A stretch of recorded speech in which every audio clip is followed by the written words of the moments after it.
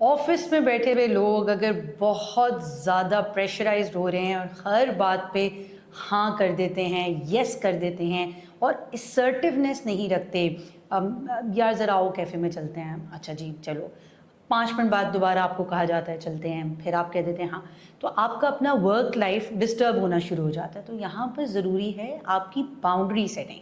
आपको आइडिया होना चाहिए कि हाँ यार मैं थोड़ा सा काम कर लूँ, फिर मैं निकलता हूँ, थोड़ी देर बाद ज़रा देख लेते हैं। तो आपने बुरे तरीके से तो नहीं, लेकिन एक अच्छे तरीके से नो बाउंड्री सेटिंग करना शुरू कर देनी है, so that you can benefit for your organisation and yourself as well. So ये बाउंड्री सेटिंग रिलेशनशिप से लेके ऑफिस तक आपकी काम आएगी। तो आज ही स्टार्ट करें with very positive neutral sentences, लेकिन बुरा ना लगे, इसको थोड़ा सा न्यूट्रलाइज करके बोलिएगा, सो that you can benefit. Thank you. सिर्फ वेरीफाइड डॉक्टर से अपॉइंटमेंट बुक कराओ। ओलाडॉक, डॉक्टर का अपॉइंटमेंट आसानी से।